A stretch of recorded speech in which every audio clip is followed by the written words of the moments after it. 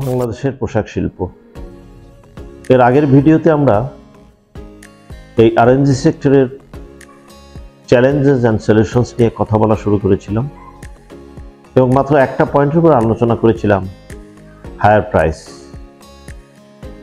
এখন আমরা ওই চ্যালেঞ্জ অ্যান্ড সলিউশনের আর একটা পয়েন্টের উপর আলোচনা করব, যে আমাদের মার্কেটিং এফিসিয়েন্সি। আমরা বাংলাদেশে যে সকল ফ্যাক্টরিগুলো আছেন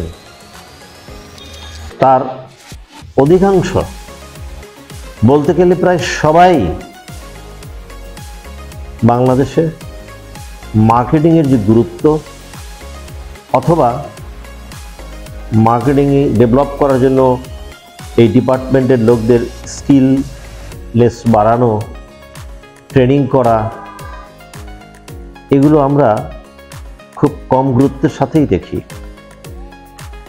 বাস্তবতা এখানেই, এই মার্কেটিং মার্চেন্ডাইজিং ডিভিশন যদি অর্ডার নিয়ে আসতে না পারে, সব পুরো ফ্যাক্টরিটাই বসে থাকবে, দিনের পর দিন, মাসের পর মাস বসে থাকবে। তাহলে আমাদের দরকার কি? একটা স্ট্রং মার্কেটিং টিম, একেবারে ম্যানেজার থেকে জুনিয়র লেভেল পর্যন্ত। আমাদের মনে করি কি, বায়াররা অর্ডার প্লেস করলো, মেইলগুলো চালাচালি করলাম, অর্ডার শিট নিয়ে এসে কাটিং ডিপার্টমেন্টকে দিয়ে কনজামশনটা বের করে নিলাম, তারপরে বুকিং দিলাম, পিআই আনলাম, ব্যাক টু ভ্যাকেন্সি খুলে ফেললাম, মাল আসলো, স্যাম্পল থেকে স্যাম্পল বানিয়ে পাঠিয়ে দিলাম, স্যাম্পল অ্যাপ্রুভ হলো, প্রোডাকশন শুরু করলাম, প্রোডাকশন হয়ে গেল, মাল শিপমেন্ট করে দিলাম, দায়িত্ব শেষ। মূলত মার্কেটিং ডিপার্টমেন্টটা এতটা ছোট করে ভাবার কোনো কারণ নেই, কারণ এই ডিপার্টমেন্টটাই করা উচিত ছিল ফ্যাক্টরি টোটাল বাজেট।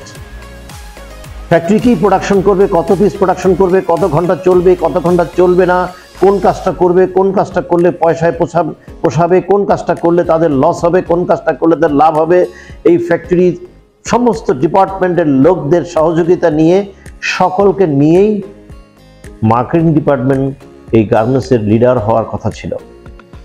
হ্যাঁ, কোনো কোনো গার্মেন্টসে এখনো তাই আছে, মার্কেটিং ডিপার্টমেন্ট যাই বলে তাই করা হয়, এবং সেই সকল ফ্যাক্টরিগুলো আপনারা খোঁজ নিয়ে জানতে পারবেন অনেক ভালো আছে। তাহলে মার্কেটিং ডিপার্টমেন্টের জন্য আমাদের কী করা উচিত? প্রথমেই যেটা করা উচিত সেটা হলো একটা স্কিল টিম গড়ে তোলা, একেবারে ম্যানেজার থেকে জুনিয়র লেভেল পর্যন্ত প্রত্যেকটা মার্কেটিং ডিপার্টমেন্ট বা মার্চেন্ডাইজিং ডিপার্টমেন্টের প্রত্যেককেই কতগুলো জিনিস জানতে হবে। গার্মেন্টসটা দেখলেই তারা বলতে পারবে, মোরলেস 90% কারেক্টলি তারা বলতে পারবে এটা কি ফেব্রিকে তৈরি।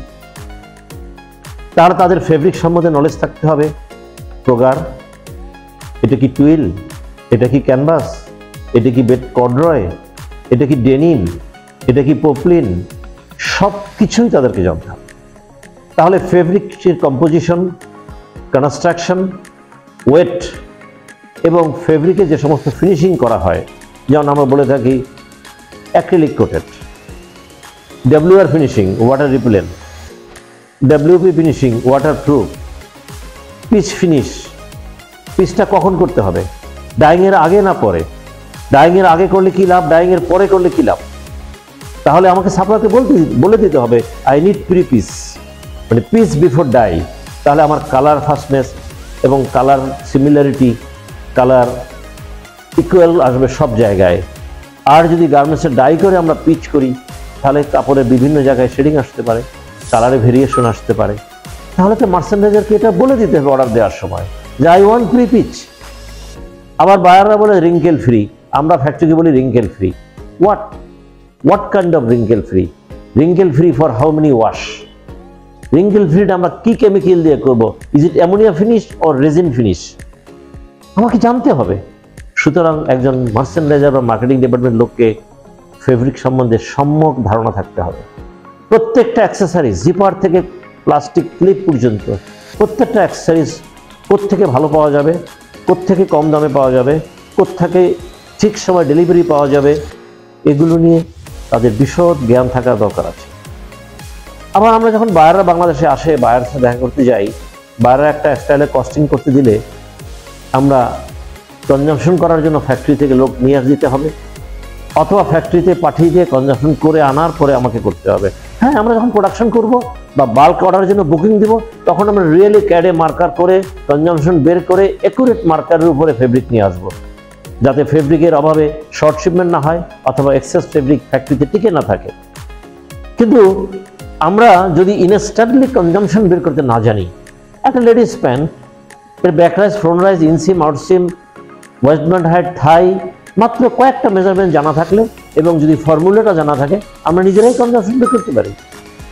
এবং ওই আইটেমটা বানানোর জন্য কী কী অ্যাক্সেসরিজের দরকার হতে পারে, প্রত্যেকটা আইটেমের দাম জানা না থাকলেও আমাদের অভিজ্ঞতা থেকে আমরা বের করতে পারি, ইয়েস, এই প্যান্টটার জন্য ম্যাক্সিমাম এত ডলারের অ্যাক্সেসরিজ কস্ট লাগবে। তাহলে আমরা shell fabric, pocketing fabric, accessories সব কিছু সম্বন্ধে জেনে গেলাম। এরপরে জানতে হবে আমি কটা মেশিন দেব, প্রতি ঘন্টায় আমার পার ফ্যাক্টরিতে, প্রতি আওয়ার, পার লাইন অথবা প্রতি মিনিটে কয় টাকা খরচ হয়। যে এক্সাম্পল দিই, যদি একটা গার্মেন্টস ফ্যাক্টরি 40 মেশিনের ফ্যাক্টরি হয়, আর যদি সেখানে জিন্স তৈরি করা হয়, তাহলে দেখা যাবে যে আমি 40টা মেশিন দিয়েছি এবং আমার দেখা গেল যে আমার $1200 পার লাইন পার ডে কস্ট হচ্ছে। $1200 প্রোডাকশন করতে হবে আমাকে এমনভাবে যাতে আমি $1250 ইনকাম করতে পারি। ধরে নেন $1 পার গার্মেন্টসের সিএম ছিল আমার, কস্ট অফ ম্যানুফ্যাকচারিং $1। যদি $1 সিএম থাকে, তাহলে আমাকে মিনিমাম $1500 ইনকাম করতে হবে। কারণ প্রথম দিন যখন আমি লাইনে ইনপুট দেবো, সেদিন তো আর 1500 পিস বের হবে না। 1500 পিসে পুষতে পুষতে যে সময়টা চলে যাবে, ততক্ষণে আমার অ্যাভারেজ প্রোডাকশনটা কমে যাবে। কিন্তু ফ্যাক্টরি চলুক আর বন্ধই থাকুক, লাইন কস্ট $1250 বা $1450 ফিক্সড, এটা হতেই থাকবে। তাহলে আমাকে ফ্যাক্টরিতে ফিট দেওয়ার জন্য আমাকে জানতে হবে কত পিস গার্মেন্টস কোন সিএমে পাচ্ছি, কত পিস প্রোডাকশন করতে পারলেই আমরা ব্রেক ইভেন অথবা আমরা লাভের মুখ দেখতে পাবো। সেই জিনিসটার সেই সামান্যতম নলেজটুকু একজন মার্চেন্ডাইজারকে থাকতে হবে। মার্চেন্ডাইজারকে থাকতে হবে পুরো জিনিসটা, ওয়াশিং সম্বন্ধে নলেজ থাকতে হবে। কি ওয়াশ হবে, কোথায় ওয়াশ হবে, ঘন্টায় কত পিস করবে, পার মেশিনে কত পিস দেওয়া যাবে, কি কেমিক্যাল তারা ইউজ করবে। ওয়াশ করার পরে ফেব্রিকটা হার্ড হয়ে গেল, আমাকে বের করতে হবে কেন এটা হার্ড হলো, তাহলে আমাকে সফটওয়্যার ইউজ করতে হবে। কাপড়ের উপরে ন্যাপিং জমে গেল, ন্যাপ হয়ে গেল, তা আমাকে অ্যান্টি ন্যাপ ইউজ করতে হবে। কাপড়ে যাতে কখনো ধুলাবালি লাগলে যেন ডাস্টটা আটকে না যায়, সেই জন্য আমাদের অ্যান্টি স্টেইনিং কেমিক্যাল ব্যবহার করতে হবে। কালার ফাস্টনে যদি বাইরের 3 থেকে 4 দরকার হয়, তাহলে আমাকে জানতে হবে কি বা কোন কোম্পানির বা কোন কান্ট্রির কোন কেমিক্যালটা ইউজ করলে আমার কালার ফাস্টনেস 3 to 4 অর্জন করা সম্ভব। কাপড় যদি একবার ডাই হয়ে যায়, 1000 বার চেষ্টা করেও ওই কাপড়ের কালার ফাস্টনেস আর বাড়ানো যাবে না, because it is depends on the first time. প্রথমবার যে কেমিক্যাল বা ডাইস আমি ইউজ করব, যদি সেখানে সেই পরিমাণ টেস্টেড কেমিক্যাল ইউজ না করি, যে কেমিক্যাল ইউজ করলে আমার colour fastness two light 3 to 4 থাকবে, ড্রাই রাবিং ক্লোজ টু 4 থাকবে, ওয়েট রাবিং 3+ থাকতে হবে। এই ড্রাই রাবিং, ওয়েট রাবিং অথবা কালার ফাস্টনেস টু লাইট, এগুলো আমাদেরকে জানতে হবে, আমাকে সাপ্লায়ারকে বলতে হবে আই নিড দিস স্ট্যান্ডার্ড। সুতরাং তাকে ওই জিনিসটার কি কি টেস্ট হবে, সবগুলো টেস্ট কোন কোন প্রসেসের আন্ডারে হবে, সেটা কি আইএস এর আন্ডারে, সেটা কি বুরুবিলিটাস করবে না আইটিএস করবে না এসজিএস করবে না কে করবে, না শুধু মিলের দেওয়া ডকুমেন্টসই আমরা মেনে নেব। বায়ার কি চায়, টেক প্যাক পাওয়ার পরে প্রত্যেকটা পয়েন্ট খুঁজে খুঁজে দেখে দেখে দেখে দেখে যত কোয়ারি আছে, সমস্ত query before offering the price অথবা before confirming the order, any merchandiser should know every detail.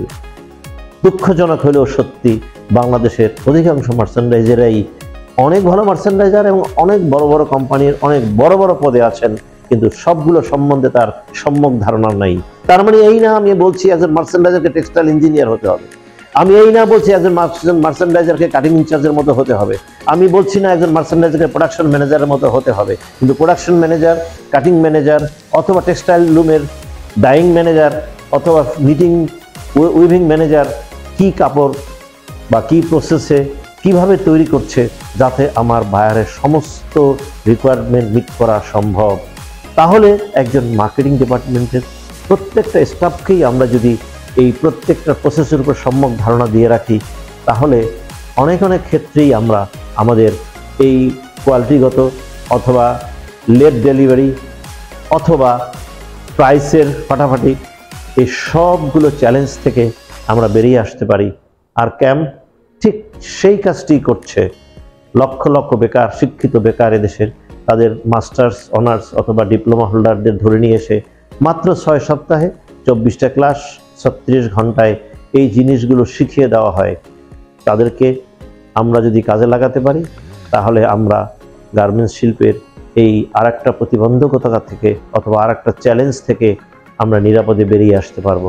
ধন্যবাদ সবাইকে।